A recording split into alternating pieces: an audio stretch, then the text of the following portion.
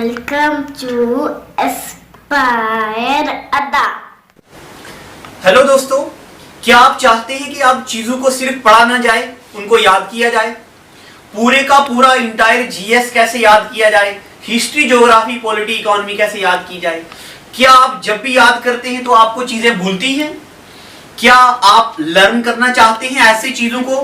पूरे हिमालय की चोटियां ऐसी याद करना चाहते हैं? नामचा, बरवा, कंचनजुंगा, मकालू, बंसालू, ढोलागिरी, हन्ना, पूर्णिमा, बद्रीनाथ, केदारनाथ, त्रिशूलनाथ, क्या आप चाहते हैं ऐसे याद करें? अराकू वैली, हार्सले वैली, लंबा सिंह, अनंथागिरी, तिरुमल्ला, पालकोंडा, वालकोंडा, सिरिसलीम, आंध्र प्रदेश की चोटियां, क्या आप ऐसे ही याद करना चाहते हैं? पूरी दुनिया की करेंसी, रुपी कहां चलता है? रुपी चलता है Maldives, Nepal, Mauritius, Indonesia, Sri Lanka, seashell, Pakistan, India, Ceylon. क्या आप याद करना चाहते हैं दिनार कहां चलता है? Libya, Jordan, Bahrain, Iraq, Serbia, Kuwait, Algeria, Tunisia. इसी तरह से चीजों को दिमाग में बिठाने के लिए आप आज ही सब्सक्राइब करें हमारे एस्पायर अड्डा यूट्यूब चैनल को, और स्क्रीन पे दिए हुए नंबर पे कॉल करके आप एस्पायर अड्डा के ऑफलाइन और ऑनलाइन बैचेस के लिए कुछ भी इंफॉर्मेशन ले सकते हैं। इसमें हम आपको बहुत सारी चीजें ट्रिक के साथ याद करवाएंगे। Thank you and God bless you and welcome to aspire Adda. प्यारे बच्चों, आपकी बहुत ज्यादा डिमांड थी कि sir role of agriculture in economic development, ये टॉपिक पढ़ाया जाए। तो लो भाई, आपकी खिदमत में हाजिर करते हैं role of agriculture in economic development. तो ये शेर सुनाने से पहले, शेर याद आ गया, ये टॉपिक पढ़ाने से पहले प्यारे बच्चों आपकी बहुत ज्यादा डिमांड रहती थी कि जनाब कोई शेर भी सुना दो। तो काफी टाइम हो गया था कोई शेर नहीं सुनाया था। आज एक अहमद फराज का ही मैं शेर सुनाता हूं आपको। रंजिश ही सही दिल ही दुखाने के लिए आ। रंजिश ही से, रंजिश का मतलब होता है यानी नफरत, लड़ाई, ऐसा। रंजिश ही सही दिल ही दुखाने के लिए आ फिर से मुझे छोड़ के जाने के लिए आ। कुछ तो मेरे पिंदारे मोहब्बत का भरम रख, तू भी तो कभी मुझको मनाने के लिए आ। ओहो, किस किस से बताएं जुदाई का सबब, किस किस से बताएं जुदाई का सबब, तू मुझसे खफा है तो जमाने के लिए आ।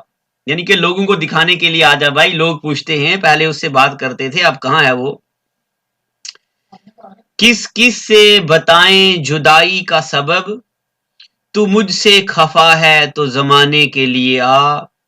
रंजिश ही सही दिल ही दुखाने के लिए आ। ठीक है, तो ये बड़ी लंबी गजल है और ये बड़ी मुझे पसंद भी है। और इसका आखिरी शेर है, एक उम्र से हूं लज्जते गिरां से भी महरूम, एक उम्र से हूं लज्जते गिरां से महरूम, ए राहते जां तू रुलाने के लिए आ। यानी कि रुलाओ से ही, बट मेरे सामने आ जाओ, बस आपको देखना चाहता हूं। ओहो, ये चलो, ये आपके लिए शेर था, बावनों में नहीं बहना है। चलो पढ़ाई पे आते हैं अब। तो 7 important role of agriculture in economic development. जिन बच्चों को पंचायत अकाउंट असिस्टेंट के नोट्स मिल चुके हैं वो जरा आ जाओ, जहां मैंने आपको सस्टेनेबल डेवलपमेंट गोल लिखा है उसके अगले पेज पे ये लिख के दिया है पहला रोल इसका क्या है। अब मैं इंपॉर्टेंट चीजों को हाईलाइट करूंगा और प्यारे बच्चों आपको भी वही हाईलाइट करनी है। अगर नोट नहीं है तो थोड़ा थोड़ा लिख लो, पूरा नहीं लिखना है। सबसे पहले एग्रीकल्चर का रोल होता है नेशनल इनकम में। किसमें होता है एग्रीकल्चर का रोल? नेशनल इनकम में। अब नेशनल इनकम में कैसे होता है जरा सुनिए। 1951 से 1950 से 1951 में जितनी भी एग्रीकल्चर और एग्रीकल्चर से जुड़े हुए सेक्टर यानी कि एलाइड एक्टिविटीज थी, उनका 59% रोल था एग्रीकल्चर में। कितना रोल था? 59%। मगर जब जब हमारी कंट्री में डेवलपमेंट होती गई, यानी कि देखो 1960 से 61 में हमारी एग्रीकल्चर का जो रोल था ये डिक्लाइन हो गया, 54% आ गया। यहां पे कितना था 59%, अब कितना आ गया 54%, यानी कि एग्रीकल्चर का रोल क्या हो रहा, कम हो रहा। और जितनी भी डेवलप्ड कंट्री है उनमें एग्रीकल्चर का रोल जरा कम रहता है और इंडस्ट्री का रोल जरा ज्यादा रहता है, और ये बात ठीक भी है क्योंकि एग्रीकल्चर डिपेंड करता है मॉनसून में, मॉनसून नहीं आएगा तो एग्रीकल्चर नहीं होगा, एग्रीकल्चर नहीं होगा तो हमारा नेशनल इनकम, हमारी जीडीपी डिक्रीज हो जाएगी। तो ये कुछ हद तक सही भी है। बट उसके बाद देखिए 1960 से 61 54% हो गया। अब आगे अगर हम बात करें 1970 टू 71, तो इसमें एग्रीकल्चर का रोल कितना हो गया 48%। अब अगर हम बात करें 1980 टू 81, तो ये रोल चला गया 18%, बहुत ही कम हो गया। ठीक है।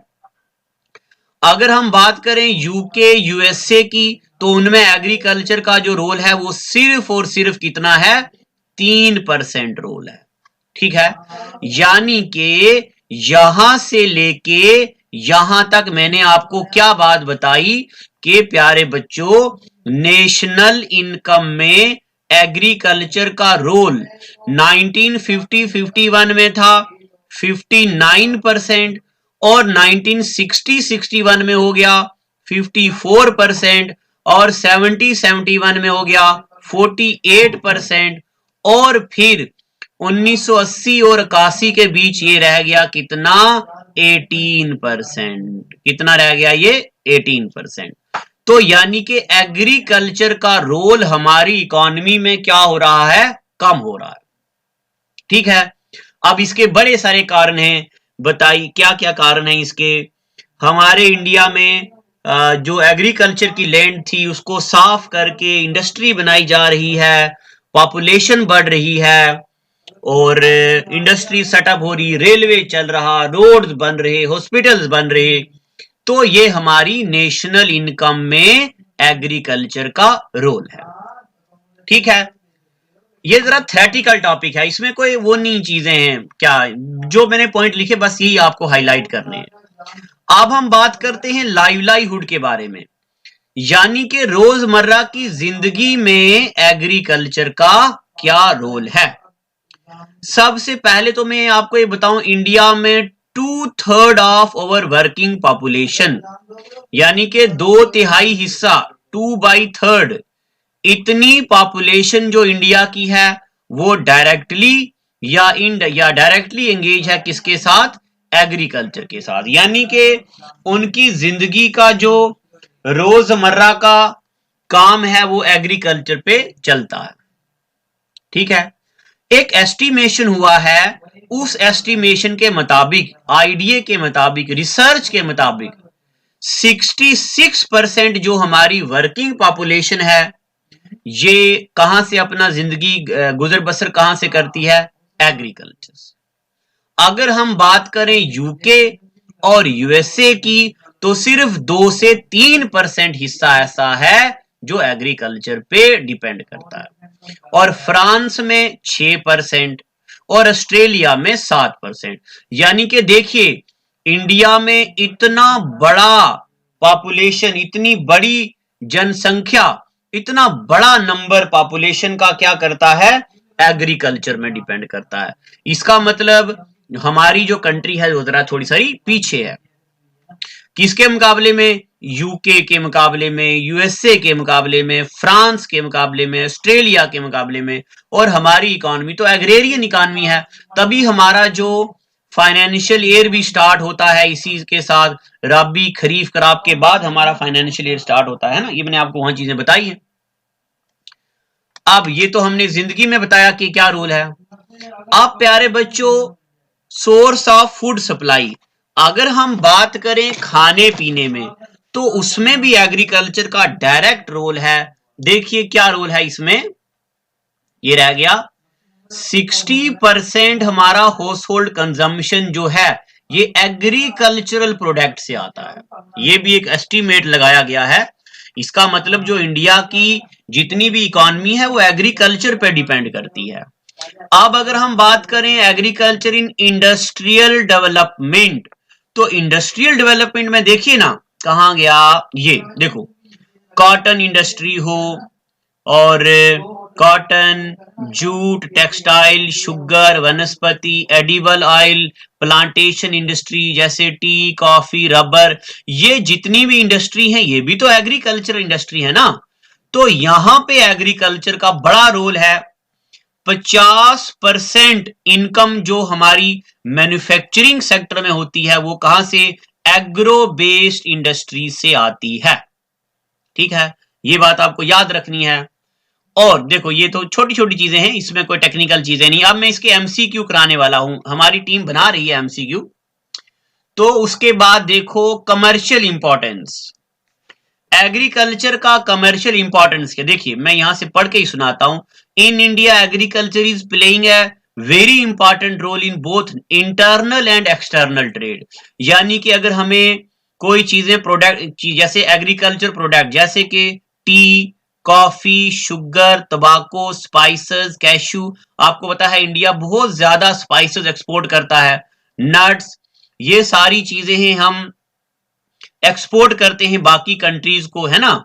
और 50% अपना टोटल एक्सपोर्ट जो है हमारा एग्रीकल्चर पर डिपेंड करता है। अब जब हम ये चीजें एक्सपोर्ट करते हैं तो हमारी कंट्री में क्या आता है, फॉरेन एक्सचेंज आता है ना, यानी कि डॉलर आता है। तो उस डॉलर से भी तो हमारी डेवलपमेंट होती है।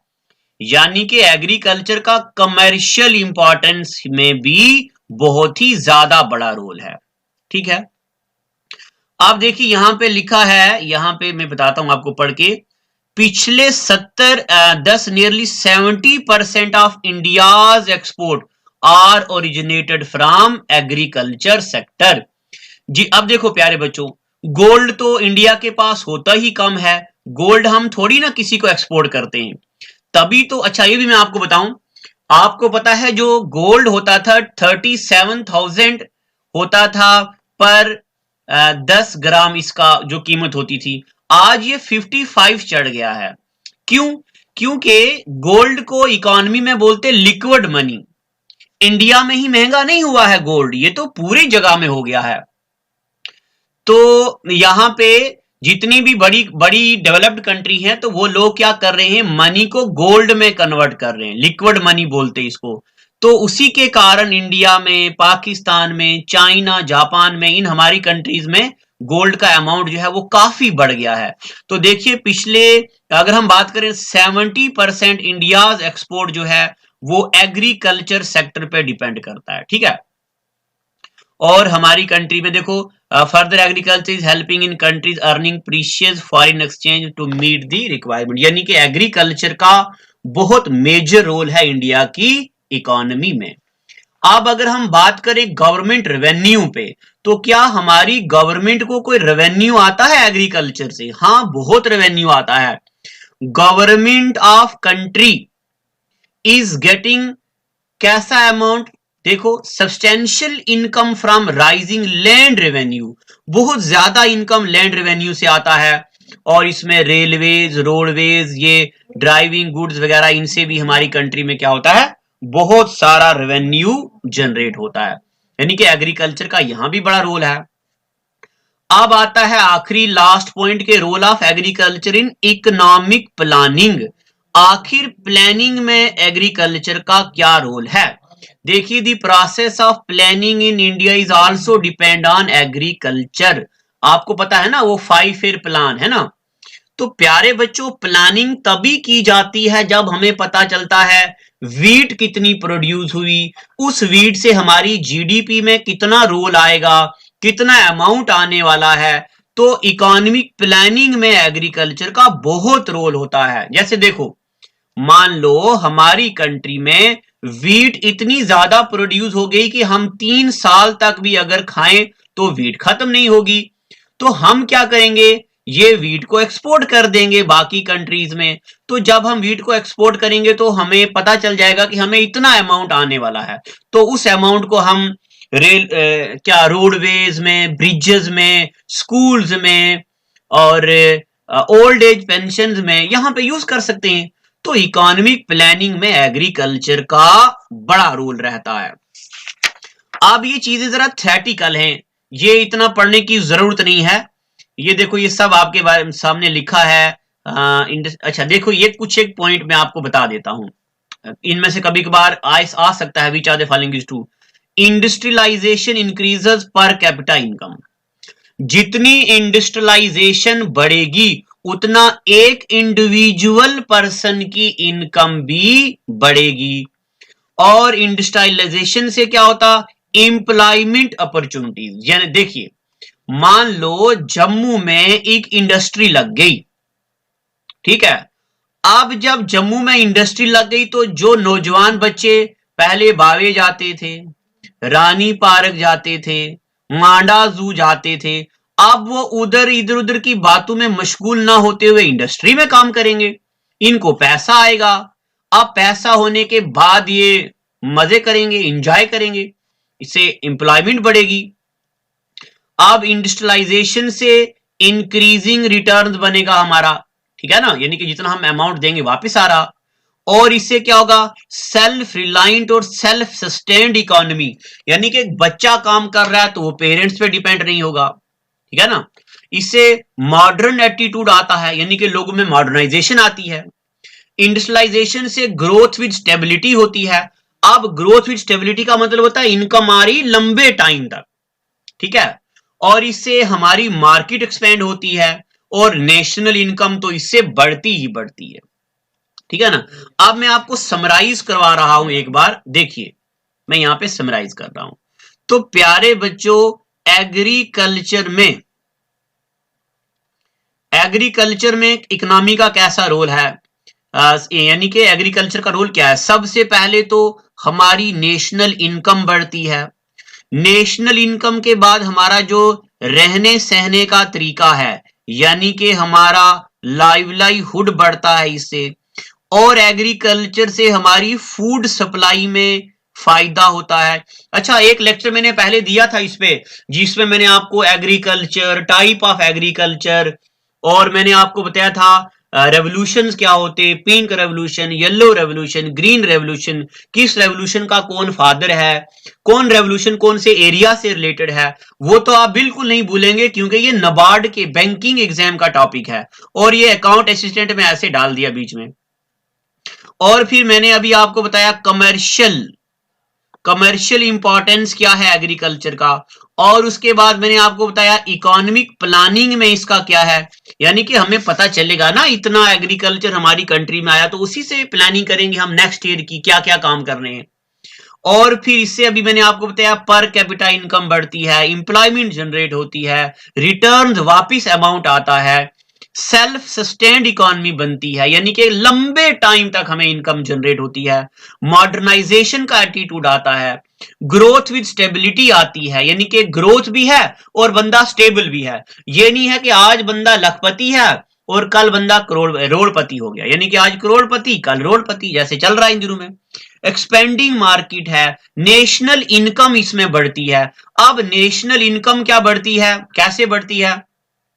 तो बहुत कम टाइम में, यानी कि थोड़े दिनों में मैं आपको GDP, GNP, NDP, NNP, national income ये बताने वाला हूं। इसमें मैं आपको बताऊंगा ज्योग्राफिकल पॉइंट ऑफ व्यू से भी हम पढ़ेंगे डोमेस्टिक बाउंड्री क्या होती है। मैं आपको बताऊंगा कि हम बोलते हैं कि हमारा भाई अब्रॉड काम कर रहा है, या हम बोल रहे हैं कि हमारा भाई इंटरनेशनल कंट्री में काम कर रहा है या फॉरिनर है। तो फॉरिन में काम करना या अब्रॉड में काम करने का क्या डिफरेंस होता है, और मैं आपको बताऊंगा कंट्री में और स्टेट में क्या फर्क है। ये चीजें हम इकोनॉमी में पढ़ने वाले हैं, ठीक है। आप प्यारे बच्चों, ये अभी मैं अगले लेक्चर में ये बताऊंगा आपको कि economic development in Indian industrialization के इंडस्ट्री में इकोनॉमी का क्या रोल है। इसमें वो एलपीजी रिफॉर्म हम नहीं भूल सकते, ठीक है। एलपीजी रिफॉर्म क्या होता है, किसने इंट्रोड्यूस किए, आखिर लिबरलाइजेशन, प्राइवेटाइजेशन, ग्लोबलाइजेशन ने हमारी एग्रीकल्चर को कैसे इंपैक्ट किया है, ये चीजें हम पढ़ेंगे। मैं कुछ भी नहीं छोड़ने वाला हूं, बहुत सारे पेपर मैंने इकट्ठा कर लिए हैं, वो भी सॉल्व करेंगे। कंप्यूटर तो चल रहा है, बायोलॉजी खत्म होने वाली है, और मैथ भी हमारा चल रहा है। और प्यारे बच्चों, जो हमारे चैनल पे मैथ चल रहा है, जो मैथमेटिक्स पढ़ा रहे हैं सर, चाहे वो 4th क्लास एग्जाम वाला हो, चाहे पंचायत का हो, तो वो सर पीएचडी हैं। He has very good hold over mathematics, बहुत अच्छी कमांड है सर की। तो अब सर आपको पढ़ा रहे हैं तो आप जरा उसको फोकस कीजिए, नोट बनाइए, कोई डाउट आता है तो उस पे फोकस कीजिए। अब यो सारी चीजें हम सीक्वेंस में पढ़ा रहे हैं। तो इससे पहले मैडम पढ़ा रहे थे, वो भी चल रहे हैं, बट मैडम थोड़ा सा बिजी हैं क्योंकि उनका आईएएस का एग्जाम है, तो इसलिए मैडम को टाइम दिया है, तो सर पढ़ा रहे हैं। सर ने वहीं से कंटिन्यू किया, ये नहीं कि जो पहले चीजें हैं वो दोबारा पढ़ रही हैं, मैडम ने पढ़ाया है और उनका आईएएस का एग्जाम है, और अब सर आए हैं तो सर का ये इन्होंने पीएचडी करा है मैथ में, तो वो अपने तजुर्बे के हिसाब से पढ़ा रहे हैं। हर चीज सीक्वेंस में चल रही है, करंट अफेयर भी चलने वाले हैं। तो आज के लिए इतना ही रखते हैं।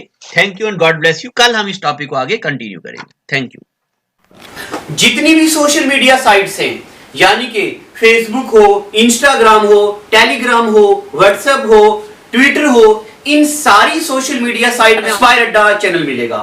तो इसके अलावा आप यूट्यूब पे हमें फॉलो कीजिए। हमारे जो टेलीग्राम और व्हाट्सएप के ग्रुप है, वहां पे लाइव टेस्ट चलता है। आप टेस्ट को एनरोल करने के लिए आप हमारे व्हाट्सएप ग्रुप में आ जाइए, नंबर हमारे आपके पास है।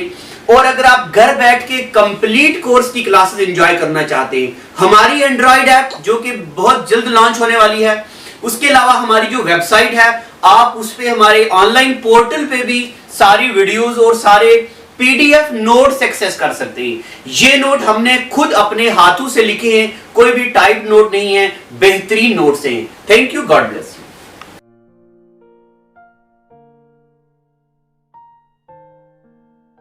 Well, it is hard time for all of us. Due to coronavirus, we have break the situation as earlier it was. But time never stopped for anyone. But it doesn't mean that we should go out and prepare for all the competitive exam. We can utilize this time by doing self-study and taking help of Aspire Ada YouTube channel. To start with, you need to prepare a proper schedule for all the subject, and without going out, you should complete all the syllabus by yourself. And when the critical situation will end, here you are. Hooray! You are ready for all the competitive exam. Utilize this time until it go.